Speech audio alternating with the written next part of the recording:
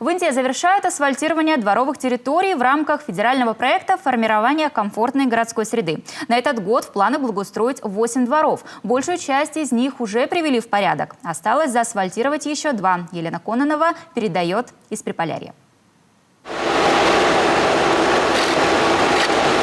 Жильцов многоквартирных домов по улице Куратова вот уже который день по утрам будет шум тяжелой техники. Но людей это ничуть не раздражает. Понимают, чуть-чуть терпения, и скоро у них будет обновленный двор, без ям и колдобин. Дорожники переступили к ремонтным работам сразу в 2 дворах. Сняли часть старого асфальтового покрытия, провели подсыпку и установили бордюрный камень. На одной дворовой территории расширили парковку. И теперь собственникам квартир будет куда ставить свои машины без перепалок с соседями за свободное место.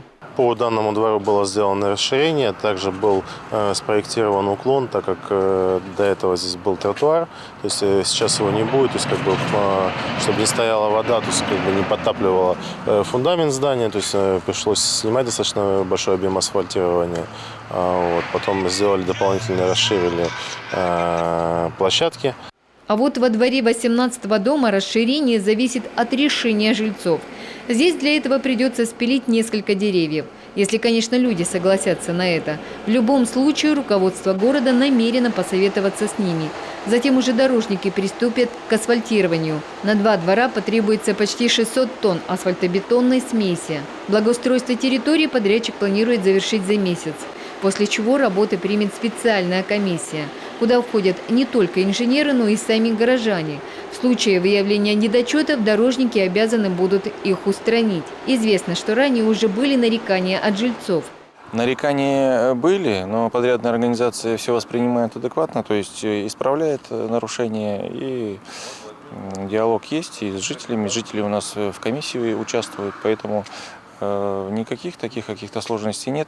Мы понимаем одно, что водоотведения нет, да, после больших дождей там вода скапливается, но уклон везде соблюден, то есть у подъездов вода не стоит.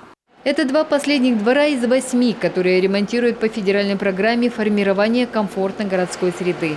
Но для подрядчика это не последняя работа. Дорожников после окончания асфальтирования дворовых территорий ждет ремонт тротуаров по улице Мира.